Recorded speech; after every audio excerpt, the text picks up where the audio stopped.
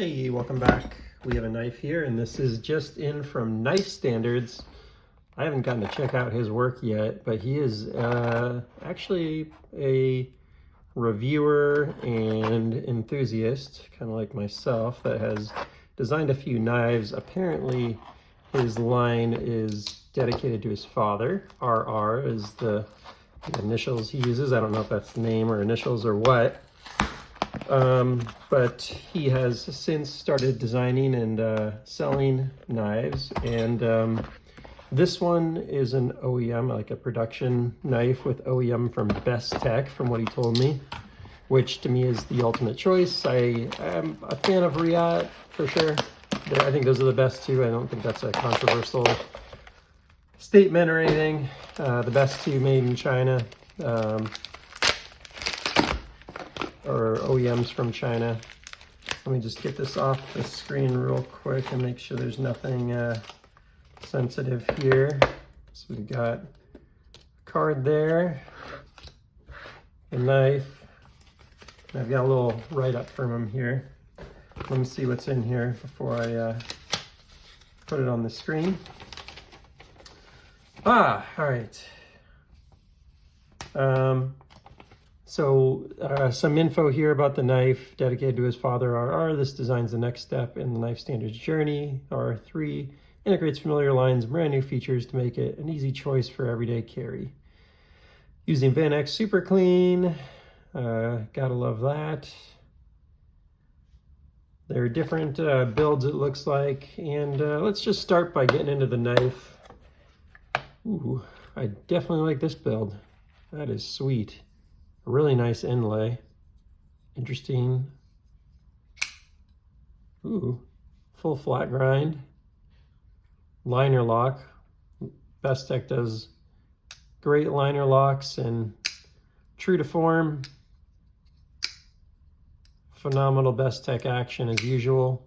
And it looks like we have a front flipper here. This is number 2, by the way, so it's serialized, which I know any knife collector can appreciate. Ooh, really good action there.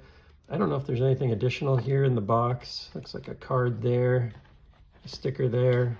And I don't know if this is pre-production. I don't think that these, I think that they have been out and available to buy. Oops, that was my bad there.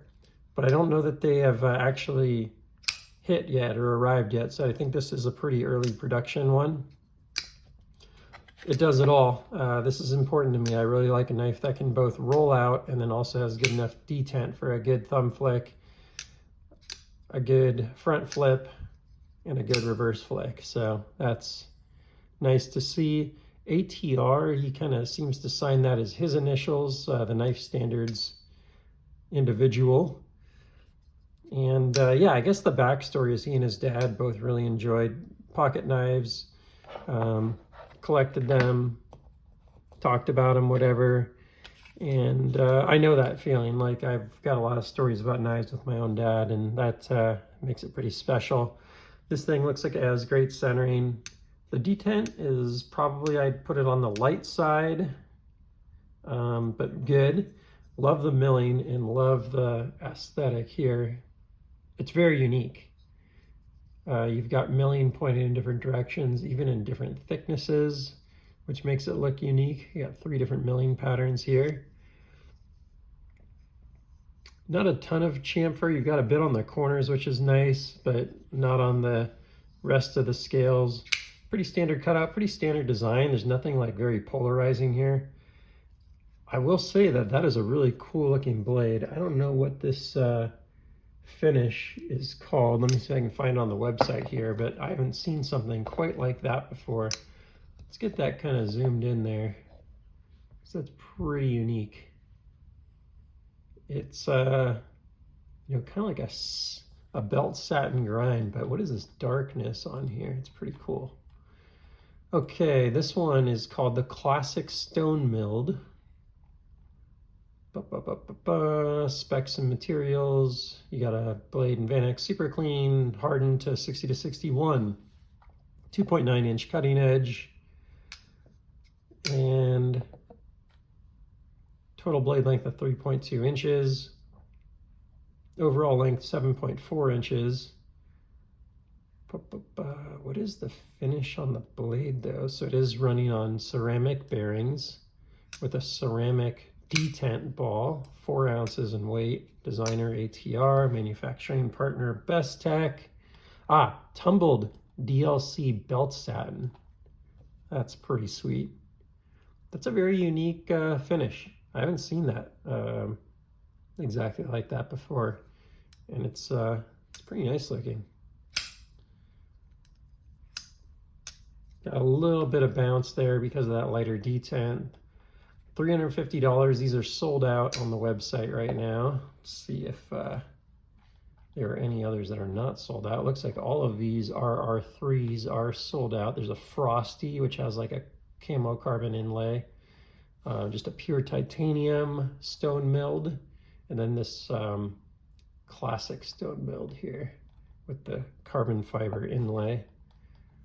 And they range from, they're all $350 actually. He also did a model that looked more like a penguin would be my best way to describe it. It was also a Bestech made knife, not QB, but yeah, it looked like kind of like that model. So yeah, overall, and again, this might be an early model. It's hard to know how exactly the detent will compare. Feels like a good balanced knife, nothing like too crazy any direction.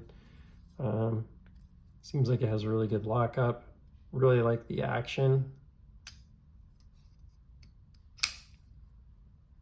Nice little sharpening choil on there. There's not a lot to pick apart here. It's got good jimping up here. Feels good. Very efficient package in terms of size, you know, for like the way things kind of fold up. The height of it is very efficient versus a lot of knives that I've owned. Like here's just a really good comparison. Look how much that Demco sticks out. That's very different in how that how the height of that knife for also a 3-inch blade.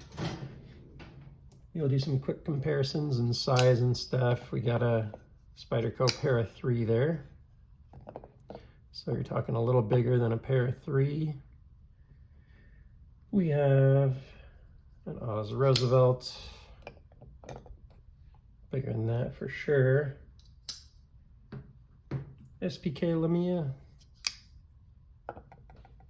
Very similar in size, maybe a little less cutting edge the way it's designed, but very similar in size on that. Another knife made in China there, CGRB Pyrite, very similar in size on that in almost every dimension. Maybe a little longer. Benchmade Bug Out. And how about a Wee Knives Banter? This one's more efficient, I'd say, in length, but less efficient in height. Again, for the size of the knife, it's just very efficient in like the height versus the competition. I don't know if I can emphasize that enough. So that's kind of one of its standout qualities. I'd say even the Bug Out probably stacks higher than this thing. Yeah, just a little bit, but just to put it in perspective, even the Bug Out ends up stacking up a bit higher than this guy. So that's cool. That's definitely a unique quality. There's really, from a back, like this standoff, it's very minimalist. There's not like a big backspace or anything. You've got some nice milling out in the inside here, despite it being a liner lock. Inset frame lock or liner lock? I think it's a liner lock. Let's see if it says on here. I think I'd call that a liner lock. Lock, bolster lock. So it is a bolster lock. My bad on that. Oh, I'm looking at the wrong one. Hang on one sec, sorry. Let me go correct that. Specifications, lock type. Okay, nested inset liner lock. Cool.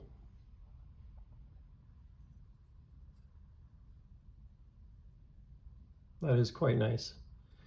And I think a big part of why it makes it very easy to roll out, because you're not putting pressure on a frame lock or something like that. So Is this the new standard in knives? Is it mind-blowing or something crazy you've never seen before? Not really, but it has some pretty interesting qualities and a lot of deployment methods, a nice titanium handle. Looks like it's 6AL 4V titanium. T8 hardware all around, which is always appreciated. That's always great to see. Reversible pocket clip, wire pocket clip, by the way. And let's see, chamfer, titanium handles, captive pivot, which is greatly appreciated. That's cool. I didn't really call that out. I kind of zoomed in on it for a second and didn't really call it out. That nice little square captive pivot. That's quite a nice touch there. Yeah, I do like that. That's a pretty cool design cue there. So I'd give it the nod for that. You don't see that too often. Reversible wire pocket clip, custom square pivot with the RR initials. Must be the way his dad actually used to sign his name or something like that, which is pretty cool. So, and yeah, overall, not a lot to dislike here. So, rock solid on the lockup, despite having really good action. So, I'd say that's a winner. Again, you're gonna have to decide if this is just the style you want and stuff. Not that I'm saying that this is available, because it looked like it was pretty much sold out, but maybe you want to try and snag one on the secondary or whatever, and if so, I'd say you probably won't be too disappointed. Nice knife, nice jimping. Overall, just a very straightforward but efficient and unique design in a lot of ways, in terms of just being as efficient as it is height-wise. So kind of the standout thing, along with that square pivot, I'd say. Yeah, appreciate you sending this into the channel. Knife Standards, good job. Please keep bringing out cool knives, and look forward to seeing more unique stuff from you. Thank you. If you enjoyed the content, please feel free to like and subscribe, and I'll see you in the next one. Take care.